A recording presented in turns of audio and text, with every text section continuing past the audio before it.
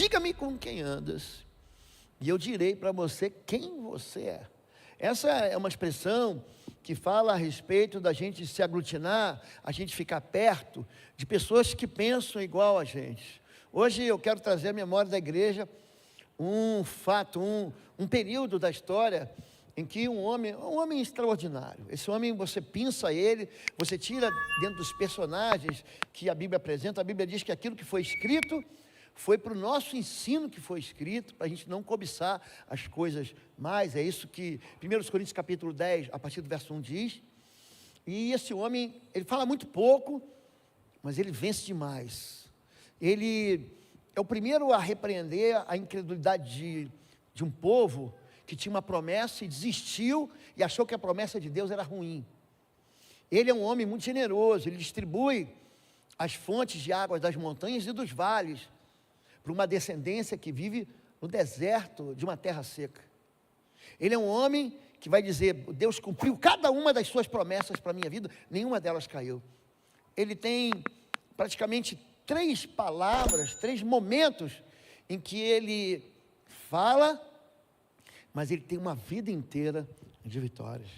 Esse nosso irmão, que também é nosso professor, ele aparece num contexto de retirada.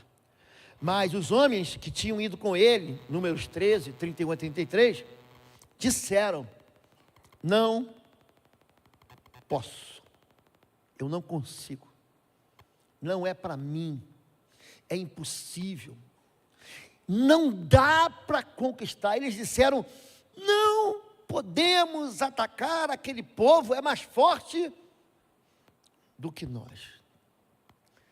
Todos nós, eu e você, vamos ter um momento da nossa vida, ou momentos, em que a gente vai ter que lutar contra forças que são maiores do que nós. São situações que você fala: opa, cheguei no meu limite, não posso avançar, eu sou um fracasso diante dessa dificuldade. Eles continuam: espalharam entre os israelitas um relatório negativo acerca daquela terra e disseram: a terra para a qual fomos em missão de reconhecimento devora os que nela vivem. Todos os que vimos são de grande estatura. Vimos também os gigantes, os descendentes de Enaque. Decora esse nome, Enaque. Diante de quem parecíamos gafanhotos, a nós e a eles. A identidade deles aqui está esmagada. Eles perderam tanto a confiança, eles estão recuando, que ele se olha no espelho e ele se vê muito menor do que ele é. Quando eu me comparo ao problema que eu vou enfrentar, quando eu me comparo à dificuldade que eu vou enfrentar, eu falo: já perdi, é melhor nem entrar em campo, é melhor nem, eu vou desistir. Eu pego a prova e eu leio a primeira questão e falo: mas eu não estou preparado para isso, eu não vou conseguir resolver a primeira, quanto mais o resto. Então eu entrego a prova, assino e desisto. Aqui, a identidade achatada, a identidade esmagada, a incapacidade de você enxergar quem você é, muito mais do que isso, a incapacidade de você enxergar quem Deus é com você, faz você desistir diante do primeiro gigante que você encontra. Tem muita gente que desiste porque tem uma derrota, porque tem uma experiência de fracasso. Não, já tentei e não deu, já tentei e não fui capaz, já tentei, fui derrotado. Então, a partir de agora, eu boto um ponto final nessa ideia, eu mato os sonhos, eu desisto das promessas de Deus, eu não ando, mas eu retiro o meu time de campo, eu bato em retirada, eu recuo, eu me rendo. Existe uma realidade, Deus não esconde da gente isso. Eu quero dizer para vocês, ser claro, você vai enfrentar adversários maiores. Você vai ter um tempo em que você vai olhar e vai ver: isso aqui é um gigante. Eles são altos como cedros, eles são fortes como os carvalhos, e eu sou um inseto. Quem sou eu? Você imagina, como é que Deus me promete isso? Mas é muito grande para mim. Então, os 5 reis dos amorreus. Amorreus, esse povo, os Enaquins ou os Anaquins, são gigantes. Olha que covardia, 5 reis. Os reis de Jerusalém, de Hebrom, de Armute, de Laques, de Eglon, reuniram-se e vieram com todos os seus exércitos. Cercaram Gibeão e atacaram. E o Senhor disse a Josué: não tenha medo desses reis. Eu os entreguei nas suas mãos, nenhum deles conseguirá resistir a você. Você imagina, 5 contra 1? Você está no octógono, lá do UFC, do MMA, você está sozinho, e entram 5 gigantes para bater em você. Imagina isso. Você já imaginou, você entra com 11 em campo, e o outro time entra com 55, 5 times. Você tem um goleiro, ele tem 5 goleiros. Você tem 2 atacantes, ele tem 10 atacantes. Você tem 2 laterais, eles têm 10 laterais. É uma covardia. Aprenda, a vida da gente, ela não fica suavizada à medida com que a gente vai amadurecendo na fé. Na verdade, a musculatura espiritual que Deus vai dar para a gente é que faz com que a gente tenha uma impressão de que aqueles inimigos que antes eram difíceis da gente vencer, seja um vício, seja um pecado, seja uma incredulidade dentro de casa, seja seu marido que não crê, seja sua história que é marcada por derrotas, aí a partir de um tempo que você começa a caminhar, você começa a experimentar isso que o Douglas falou para a gente aqui, que chama-se prosperidade e bênção, porque Deus se acostuma. Deus, ele força você a mastigar os seus problemas e fazer com que seus problemas se tornem a razão da sua própria força. A vida da gente não é suave. Não vem com essa conversa de que vem para Jesus e vai ficar tudo mais suave. Não fica. Deus não coloca a gente numa roupa de astronauta. Você levanta a mão, aceita Jesus. Não, a partir de agora vai ser sopa. Gente, não tem moleza para ninguém.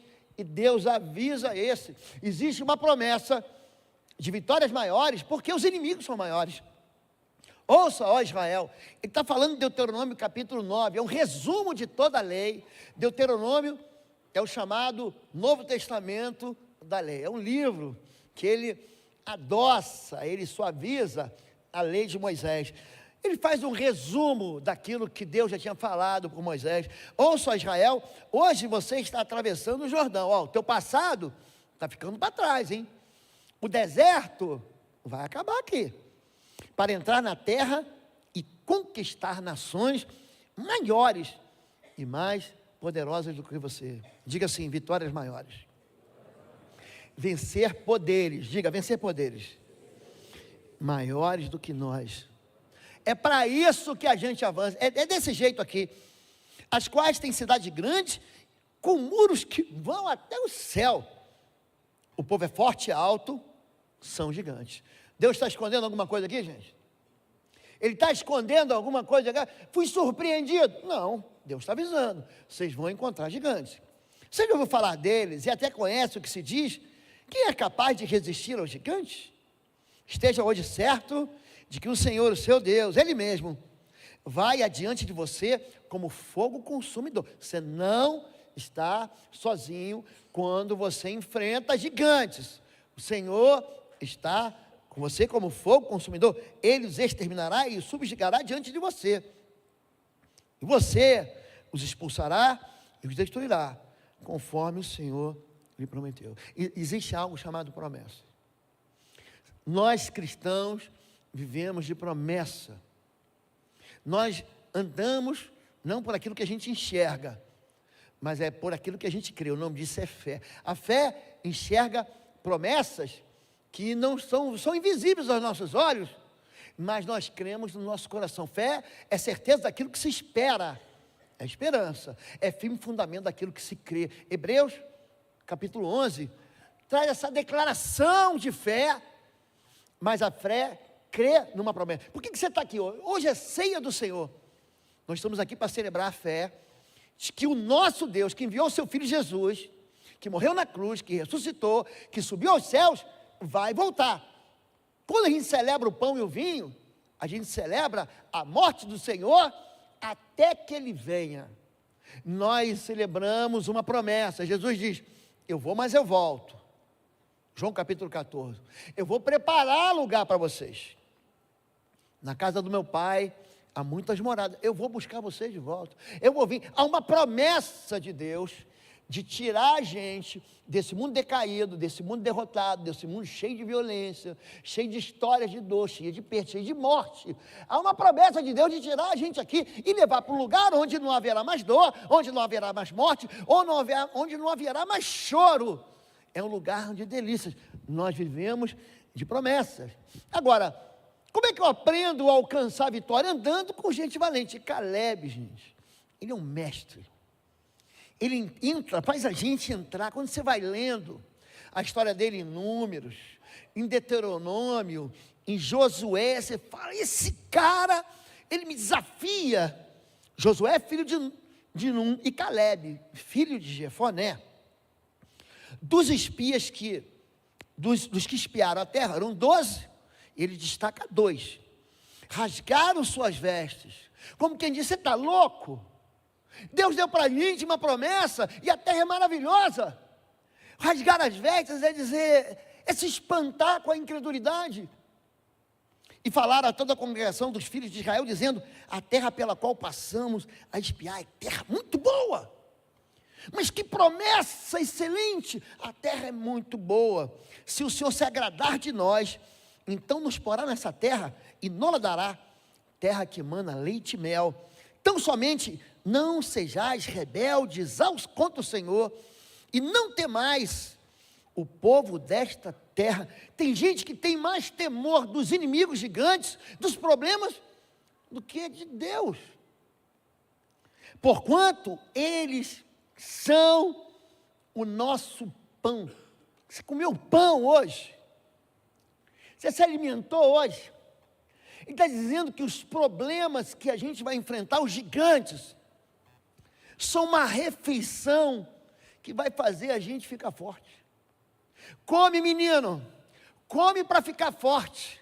Come verdura, come carninha, come arroz com feijão, para você ficar fortão. Os problemas que a gente enfrenta são alimento para a nossa vitória. A gente se alimenta disso. É isso que o meu professor está me ensinando. Retirou-se deles o seu amparo. O Senhor é conosco. Não tenha medo. Não tenha medo de enfrentar gigantes. Quando é que você tem medo de enfrentar gigantes? É quando você anda com gente que bate retirada. Mas se você anda com valente, deixa eu ver o que meu professor me ensina. Esse homem, Caleb, ele vai ser referido no livro de Juízes e no livro de José como um homem que expulsou os 3 maiores homens daquela terra, filhos de Anak, ou filhos de Anak. Caleb expulsou dali 3 filhos de Anak, Sesai, Aimã e Talmai, e ele não era gigante. Não fica pensando que Caleb era aquele que batia, encostava no peito, falava olho no olho. Gente, ele olhava para cima e via que aqueles homens eram gigantes, e naquele tempo, aquela tribo dos amorreus, aquela tribo dos anaquins, eles eram, no DNA dele, tinha alguma composição diferente. Gente, eles tomaram muito calcigenol quando eram pequenos, biotônico fontora, essas coisas que você dá para a criança, né, horrível, para ela crescer forte e inteligente. Não era assim que falava a propaganda? Vocês não lembram disso, né? Lembra? Não lembro. Quem é avô lembra? Lembra? Esses homens eram dificuldades, gente. E a própria aparência faz com que a gente tenha medo. Primeira coisa que você tem que entender. Quem te leva para gigante é Deus. Não é o acaso. Não é o acaso. O cantor diz, o acaso vai me proteger. Não é nada disso. Não foi sorte, não foi azar. Diga assim, foi Deus. Diga, foi Deus. É Deus quem leva você aos problemas difíceis. Como é que eu resolvo essa equação? Como que eu resolvo esse problema? Pastor, me ajuda. Eu vos trouxe a terra dos gigantes. Fui eu que fiz. Esse problema que você está enfrentando aí, eu entrei nesse negócio aí. E tem mais. os quais pelejaram contra vós outros, porém, estava lá, não falei que eu ia na frente de vocês como fogo consumidor? Porém, os entreguei nas vossas mãos e possuíste a sua terra e os destruí diante de vós. Deus leva e Deus resolve. O que você não tem direito? A gente não tem direito de bater em retirada. A gente não tem direito de desistir de casamento. Ah, pastor, casei errado, então faz dar certo. Ah, pastor, tropecei, então levanta, sacode a poeira e dá a volta por cima. Porque o justo cairá 7 vezes, mas o Senhor o erguerá de novo. Todo mundo cai. Todo mundo na Bíblia experimenta tropeço, todo mundo experimenta, fui derrotado. Então, Pedro, já que você foi derrotado no seu medo e me negou 3 vezes, não conheço o Senhor, não conheço o Senhor, não conheço o Senhor, agora você vai me confessar 3 vezes, você me ama, você me ama, você me ama. Deus, Ele não trabalha com vencedores prontos, Deus faz o vencedor. Os homens que você vê assim, não, esse aqui nasceu para vencer, ele cai. E quando ele cai, ele se humilha. Quando ele se humilha, ele clama por Deus. Quando ele clama por Deus, Deus o levanta e dá para ele vitória. Gente, é Deus que leva a gente para as dificuldades. Segundo lugar, o medo de você receber a promessa, de cumprir a promessa, de avançar na promessa, leva você à derrota. A rebelião provoca a derrota. Eu já expliquei para vocês que o medo é a fé no diabo. Pessoa que tem medo, a Bíblia diz, faça, de não, eu tenho medo, vou fazer não. A Bíblia diz, não vá por aqui, mas esse caminho parece tão mais fácil. Eu acho que eu vou por esse caminho de desobediência. Pastor Samuel Barbosa, ele fala algo que o pai dele ensinou para ele, pastor Edson Barbosa, um dos homens que faz a gente chorar quando prega, foi pastor no Haggai, pastor de pastor, um homem cheio de Deus. Ele diz, quem obedece nunca erra. Você pode repetir isso? Diga, se eu obedecer, eu nunca vou estar errado. Quando o limite é obedecido, você não se machuca. Se o pardal diz que é 60, é 60. Você não se machuca, você não machuca quem está com você, você não machuca quem está longe de você, você não recebe nem multa. Hoje, a gente tem que entender, porém, em Deuteronômio, capítulo 1, Deus está fazendo um resumo da derrota. Vós não quiseste subir, vocês se rebelaram, mas fostes rebeldes ao mandato do Senhor nosso Deus, e murmurastes nas vossas tendas, e dissestes, porquanto o Senhor nos odeia. A gente acha que o gigante aparece, você fala, por que Deus me odeia tanto? Por que essa doença apareceu em mim e na minha casa?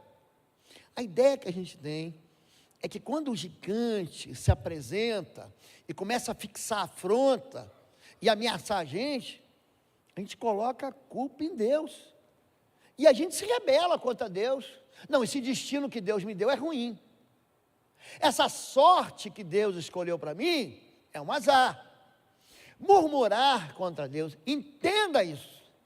Tentar contra Deus é um pecado tão, isso afeta tanto o relacionamento com Deus. Murmurar é você dizer para Deus que Deus é um incompetente. É isso que você está dizendo para Deus. Você está dizendo que Deus não pode cumprir uma promessa que Ele falou, eu estou te prometendo porque eu vou te dar. É você desconfiar que o teu pai é um pai que te abandona. Esqueci. Não lembro, agora não vou te dar mais. Esse não é o teu Deus. Não, vocês murmuraram, vocês acharam que o destino que eu estava dando para vocês, o propósito, eu estou te dando algo bom, eu estou te dando uma terra que manda leite e mel, eu estou te dando o melhor espaço dessa terra. É muito ruim, porque eu vou ter que fazer aquela prova de português, de inglês, eu não gosto de química, não gosto de matemática, gosto de física. Eu vou ter que passar no teste físico, fazer 12 barras, correr 2.400 metros em 12 minutos. Isso é muito difícil para mim, pastor. É muito difícil para mim perder peso. Imagina eu ficar sem açúcar, imagina. Quando você começa a achar que aquilo que Deus te dá de melhor é o pior, você se rebela. E a rebelião promove derrota. Porquanto o Senhor nos odeia, nos tirou da terra do Egito para nos entregar nas mãos dos gigantes amorreus. Eles estavam escravizados. O faraó no Egito metia o chicote nas costas dele, dava vara. Eles comiam mal, eles não tinham descanso, trabalhavam de sol a sol, de domingo a domingo. E eles viviam sob o braço cruel do faraó. E eles começam a dizer que a vida anterior, que a vida derrotada, é melhor do que a vida do futuro, a promessa da terra que manda leite e mel. Gente, Deus vai ficando irritado. Deus quer entregar para você algo saboroso demais. Você fala, não, eu quero continuar comendo a minha barrinha de cereal. Não, mas eu te preparei aqui um banquete. Não quero, eu quero só, por favor, duas azeitonas e 2 couves de Bruxelas. Você escolhe o pior, porque você não quer dar um passo em direção ao melhor. Aí você pensa que Deus quer te destruir. Poxa, bastou esse gigante. Olha para mim, ande com valentes, ande com pessoas que vão desafiar você, ande com pessoas que vão empurrar você para o melhor que você tem e o que Deus tem para a sua vida. Eu fiz um jejum no início do ano, eu não sei se vocês vão lembrar, e eu falei para Deus, eu quero ser esse ano um pastor que eu nunca fui na minha vida. Se você quiser ficar estagnado, não, joga aqui na banguela, pastor, eu vou do jeito que a vida me levar, porque a vida está me levando. Você jamais vai conquistar a promessa que Deus te deu. É Deus quem vence gigantes. Todavia, eu aqui, o sujeito oculto, Amós 2,9, eu destruí diante deles o amorreu, cuja altura era como a dos cedros, lembra? Que era forte como os carvalhos, e destruiu seu fruto por cima e suas raízes por baixo. Também vos fiz subir da terra do Egito, e 40 anos vos conduzi no deserto, para que possuísseis a terra do amorreu. O que Deus está entregando é o melhor. Não fica pensando que Deus quer o teu mal.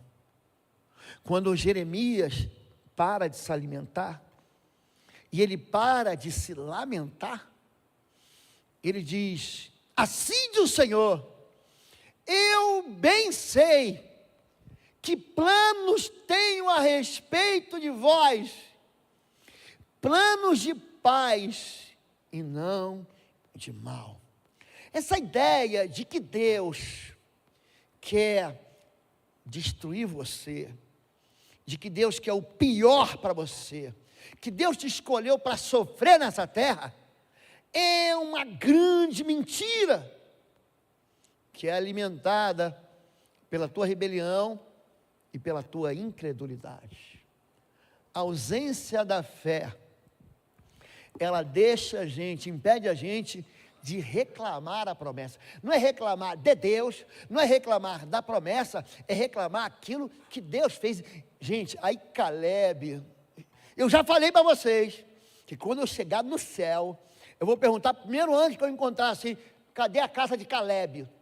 Gente, eu vou dar um abraço aleluiado nesse homem. Esse homem, gente, pensa um homem que me injeta em mim adrenalina assim, pega assim e coloca, ele me dá uma overdose de alegria e de fé. Agora, pois, dá-me ele vai reclamar com o chefe, ele vai pedir a pior experiência, ele vai pedir, não, eu quero enfrentar o pior adversário. Qual o pior adversário que você experimenta? Aquele adversário que fala, eu não quero nem chegar perto dele.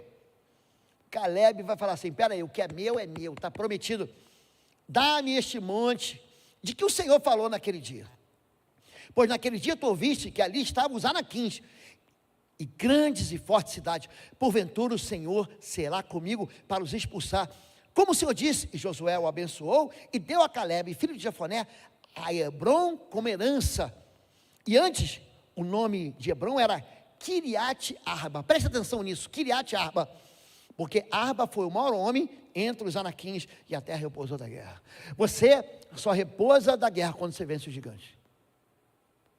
Arba era o maior homem, ele era maior do que Golias. Você pensa que Davi derrubou Golias, e ele era o cara maior. Não era não, Davi, ele tem a sua história de notoriedade, quando ele vence um garotinho, um exército com medo, recuando, não, eu vou. O que ele está pensando? É assim que ele fala contra o exército de Deus vivo? Espera aí, me dá uma pedra aqui que eu resolver esse negócio já. Tu vens contra mim com espadas e lanças, mas eu vou contra ti, em nome dos seus exércitos a quem tu afrontaste. E aí Davi, ele vira o quê? O herói da cultura pop, pronto, daquele tempo. Só que esse professor aqui vem antes, e ele está acostumado a vencer gigantes. Ele venceu os 3 filhos de gigantes, mas aqui diz que havia um quarto gigante chamado Arba. Kiriate significa cidade.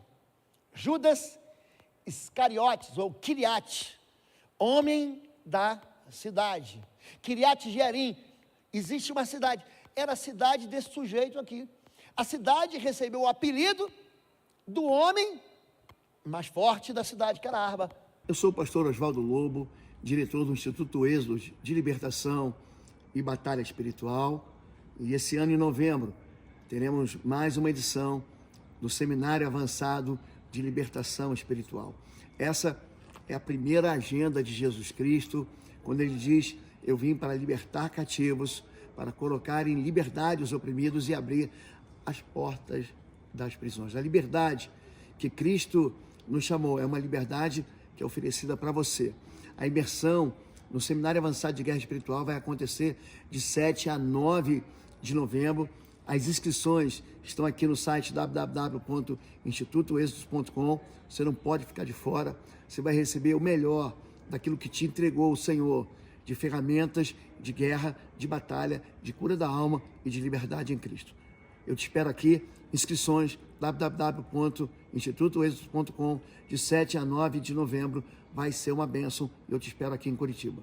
E esse homem chamado Caleb fala assim: não. Eu não vou me contentar com pouco.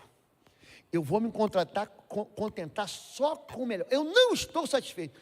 A gente pensa um homem que já tinha vencido.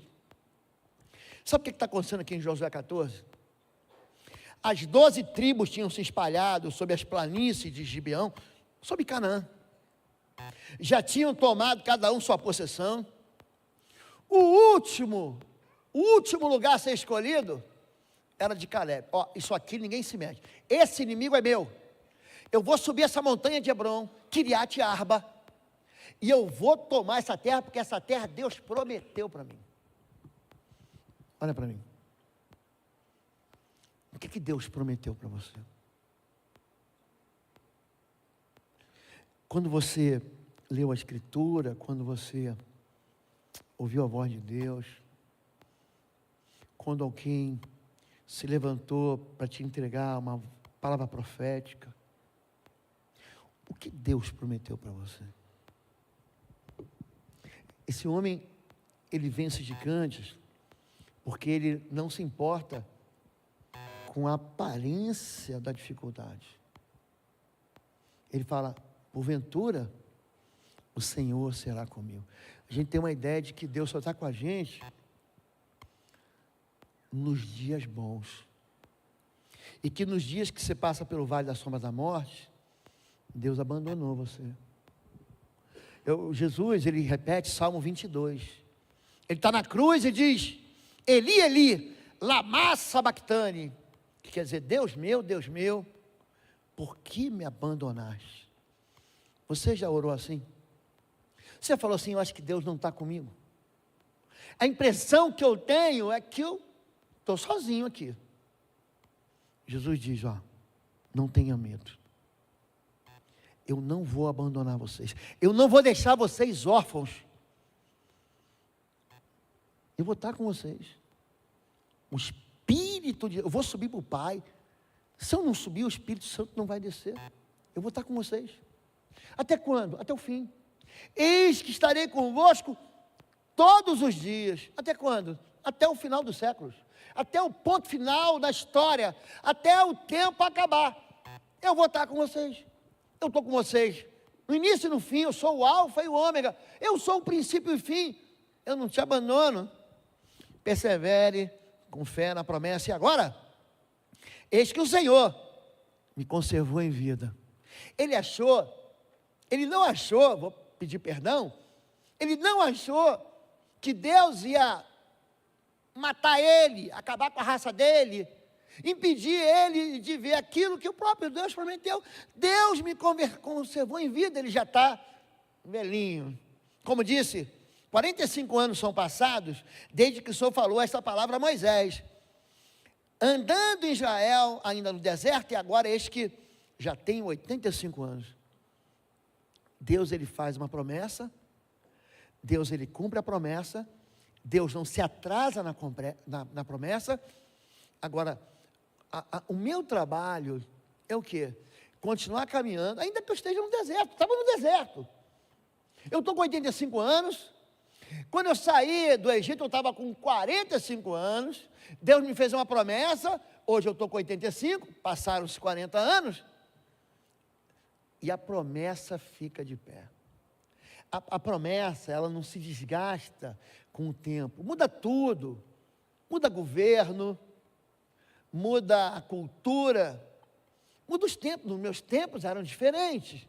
Tudo vai mudar. A promessa de Deus, ela é inquebrável. A promessa de Deus, ela não se desgasta, ela não é esquecida.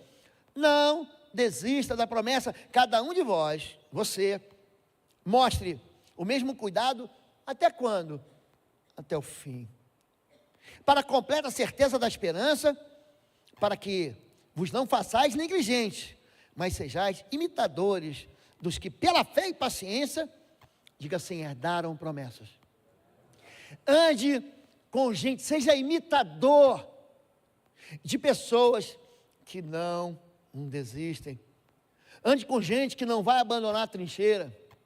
Ande com gente que não vai abandonar seu posto. Ande com gente, sentinela, que caminha e enxerga e fica de olho aberto. Vigiai. Olha, não se embriague. Cuidado, sede sóbrios, vigiai. Porque você tem um inimigo, anda ao redor, ele vai querer roubar essa esperança. Ele vai querer roubar a sua fé. Ele vai querer lançar uma flecha para entrar na tua mente e construir uma ideia de que Deus se esqueceu de você. Persevere até o fim na promessa. Não desista da promessa. Pega o exemplo. Seja imitador. Eu vou imitar ele. O nome disso é discipulado. Sabia disso? Quando você começa a voar, você começa a estudar os manuais técnicos, a mecânica, a navegação aérea. Aí você vai para na série do avião, começa a fazer cheque de olhos vendados. Aí chega o dia do voo, primeiro voo. O teu instrutor fala assim para você: eu faço, e você olha. No segundo voo ele fala assim: eu faço, e você me ajuda. No terceiro voo ele fala: você faz, eu te ajudo. No quarto voo ele fala: você faz, e eu te observo. Nós aprendemos, nós imitamos. Quem, gente? Quem? Nós imitamos as pessoas que nós valorizamos como verdadeiras. O meu neto estava sentado aqui no meu colo agora, e ele estava apontando para o Samuel Barbosa, falando alguma coisa, ele estava falando em línguas aqui, eu não estava sabendo interpretar. Eu falei para ele assim: quando você crescer, você vai ser pastor? Ele: não. Quando eu crescer, eu vou ser igual ao meu pai. Igual ele. Imitador. Imitadores. De quem? Daqueles que pela fé, pela paciência, herdam a promessa. Eu não imito quem perde. Eu quero imitar quem ganha. E a Bíblia fala de gente que ganha. A fé gera uma força encorajadora. Josué 14:12, ele continua: e ainda hoje, estou tão forte como no dia em que Moisés me enviou. Qual era a minha força então, lá 45 anos atrás? Tal é agora a minha força, tanto para fazer a guerra, olha, tanto para dias difíceis, como para dias comuns. Tanto para dias que eu tenho que me levantar e trocar soco, e trocar chute, e usar a lança, e lançar minhas armas, e orar, e jejuar, como dias que eu vivo em paz. tanto para os dias de guerra como para sair e entrar.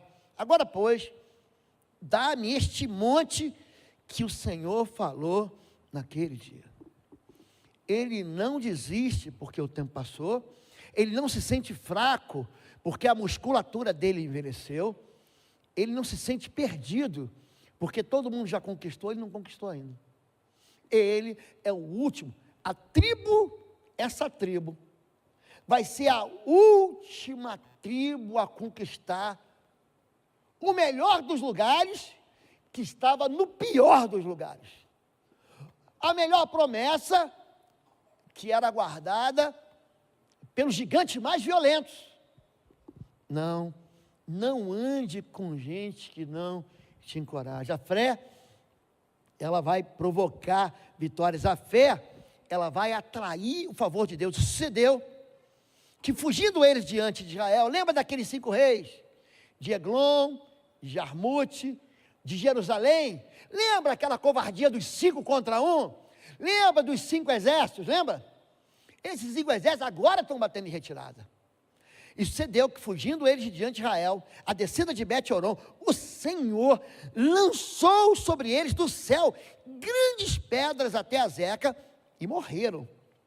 E foram muito mais os que morreram das pedras de Saraiva do que os filhos de Israel mataram a espada. O que Deus está querendo dizer para a gente?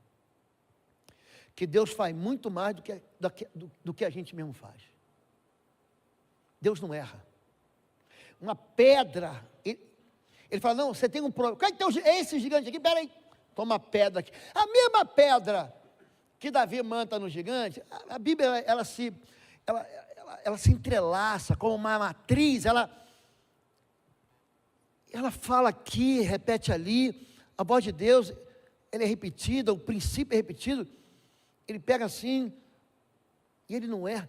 Deus não perde pênalti, Deus não chuta para fora, Deus não manda a bola na trave, Deus não erra, Ele conhece o problema, Ele te levou aos problemas, Ele quer fortalecer tua musculatura, Ele quer te tornar um vencedor de gigantes, Ele quer te dar a vitória, Ele quer te dar a promessa.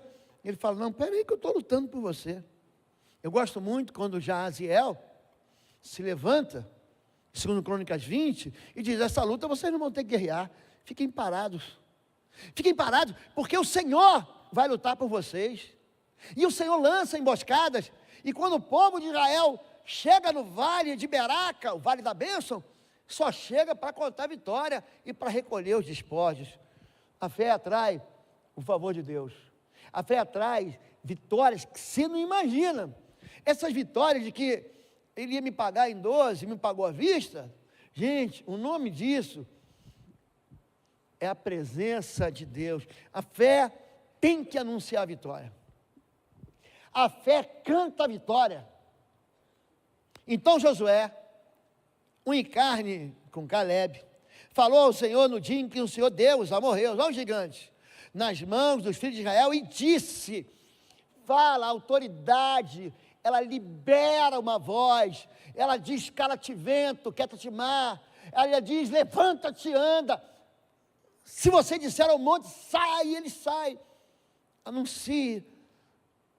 O Senhor deu os amorreus na mão dos filhos de Israel, e disse na presença dos israelitas, sol, detente em Gibeão, e tu lua no vale de Ajalon, e o sol se deteve, e a lua parou, até que o povo se vingou dos seus inimigos. Escute, o movimento das estrelas, das galáxias, de Andrômeda, de Centauro, qual o nome dessas galáxias, que são vizinhas a bilhões de anos-luz da Terra? Ela para, Deus parou o raio solar.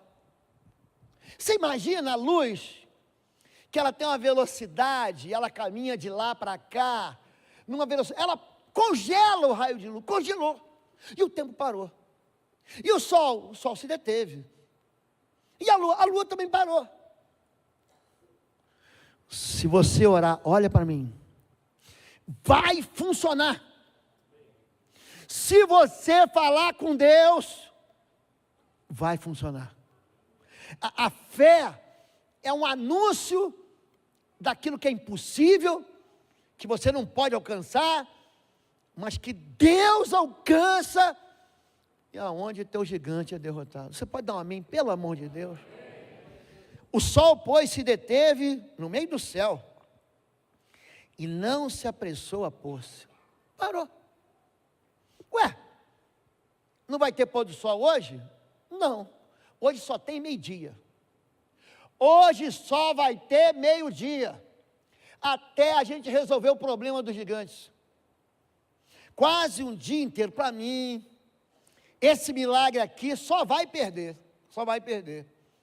Para outros 2 milagres, que é o milagre do rei Ezequias, que aí Deus extrapolou, que ele quebra a regra natural, ele faz o sol recuar.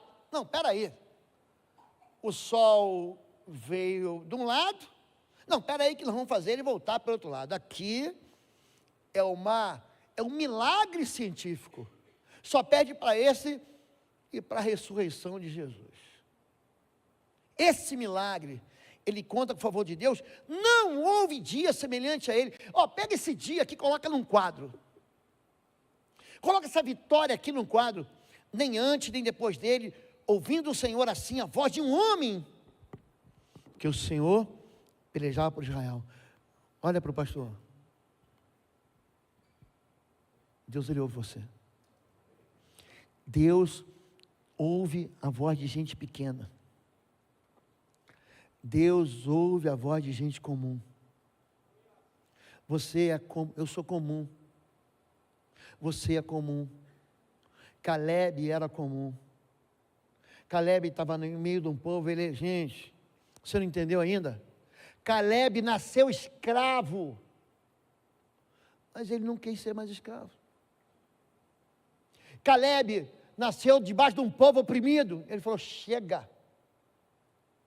Caleb nasceu impedido de transpor o Mar Vermelho, Deus abriu o Mar Vermelho para ele também. Caleb fala assim, eu prefiro a promessa, eu prefiro melhor. Ele com Josué, eles anunciam quem é o Deus dele.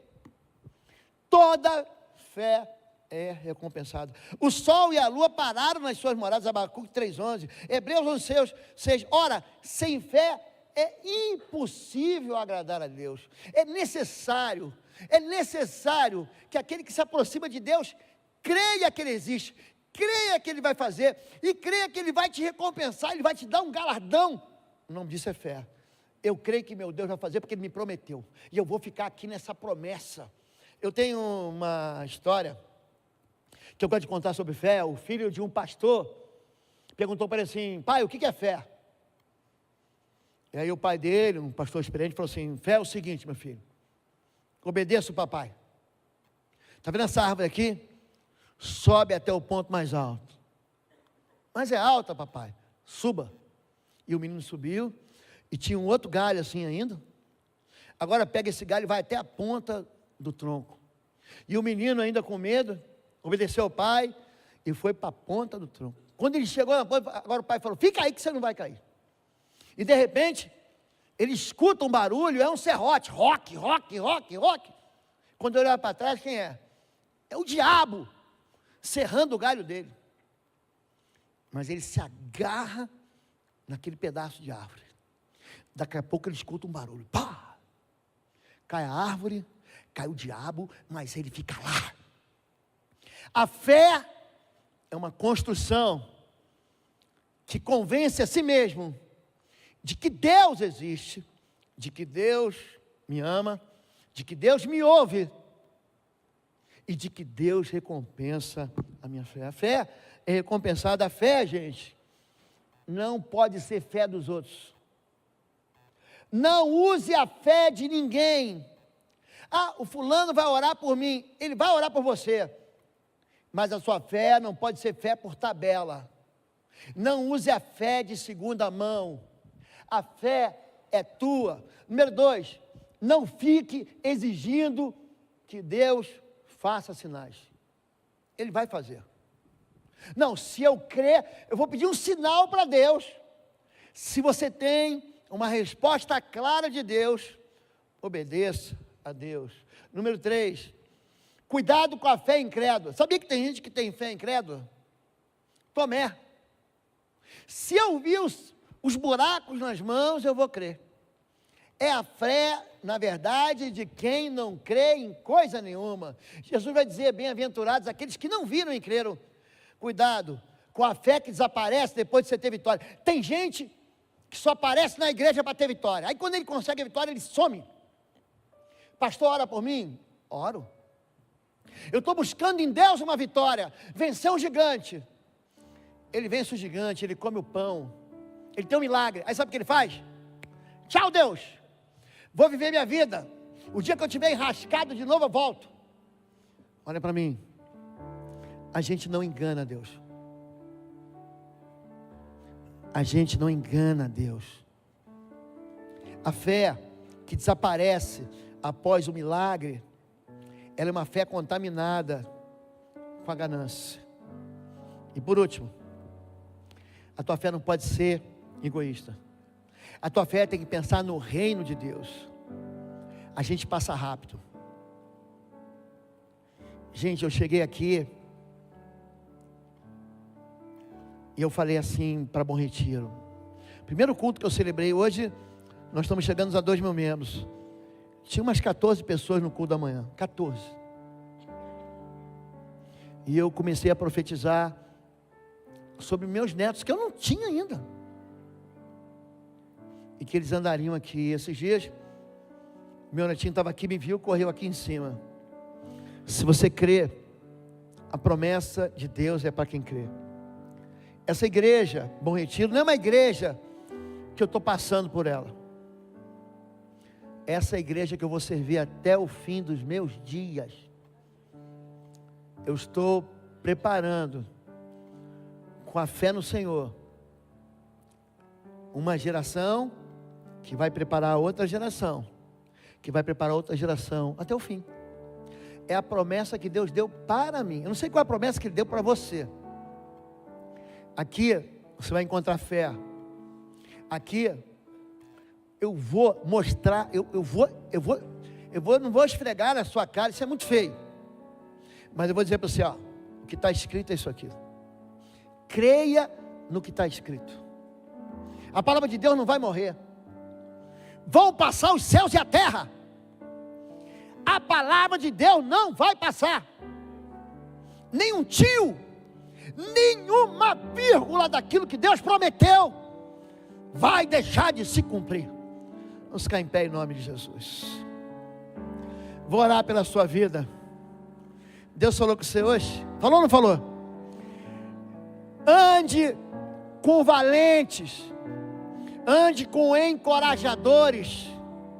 Não se abata, porque um avanço covarde de gigantes vem contra a sua vida.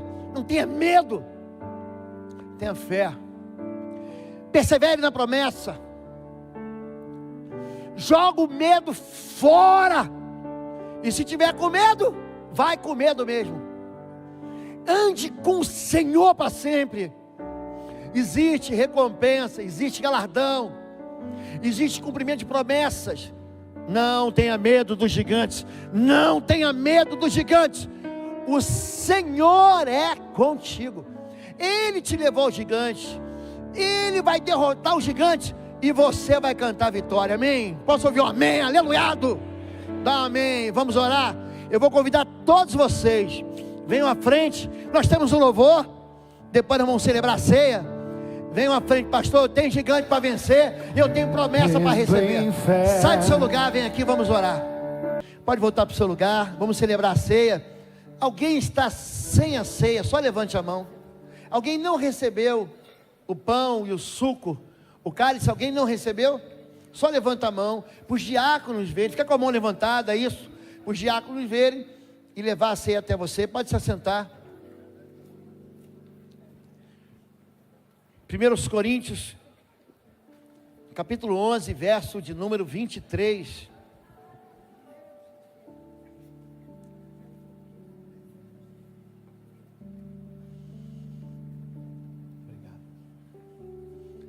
1 Coríntios capítulo 11, verso 23, você pode ir abrindo o seu cálice, já pegando o pão, porque eu recebi do Senhor o que também transmiti a vocês, que o Senhor Jesus, na noite em que foi traído, tomou o pão. Tome o pão, tome o pão. E deu graças, partiu disso. Isso é o meu corpo, é dado em favor de vocês. Façam isso em memória de mim. Por que a gente está aqui hoje, gente? A gente está aqui hoje para se lembrar o que a gente está fazendo aqui. Se lembre que uma hora, no momento, num piscar de olhos, você vai ouvir uma trombeta. Deus, Ele vai voltar com seu filho. Escute isso. Com alarido de arcanjo. Fica pronto hoje. Não deixe de celebrar a ceia. A salvação não depende de você, depende de Deus. Se salvação dependesse de mim ou de você, a gente está frito. A gente é salvo porque o Filho de Deus foi castigado e morreu a nossa morte. O castigo que nos traz a paz foi sobre Ele. Ele já foi castigado. Você não precisa ser castigado mais. Não precisa nem pagar promessa, porque a promessa de salvação já veio. Então, pega o pão. Isso avisa no mundo espiritual. Isso aqui que você está fazendo, gente, não é só um símbolo, não. Isso aqui está comunicando no mundo espiritual que você, apesar de ser você, está sendo transformado, apesar de dificuldades, e você está sendo transformado, você está aguardando o Senhor. Pode comer o pão.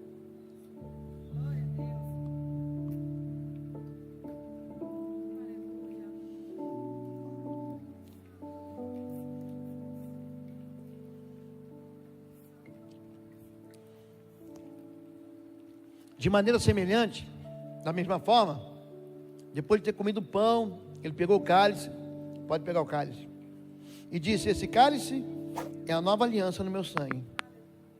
Façam isto sempre que o beberem em memória de mim.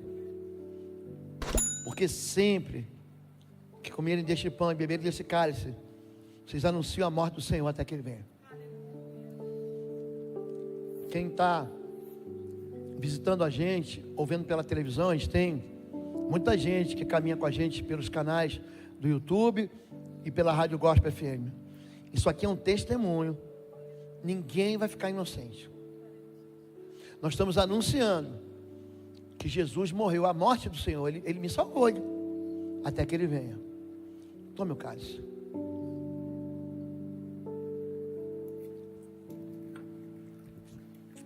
Nós vamos louvar ao Senhor. Eu quero expressar aqui, mais uma vez, a minha gratidão. Semana passada eu não estive aqui, porque eu precisava, meu coração precisava se alegrar. Eu tive uma única oportunidade de ser a primeira pessoa a pegar pela primeira vez o meu terceiro neto. E eu agradeço a igreja, agradeço o pastor Marcos. Foi um culto cheio de alegria. Recebi notícias lá nos Estados Unidos. Pastor Marcos estava tão feliz. E ele pregou sobre a alegria de servir. Venha servir em Bom Retiro.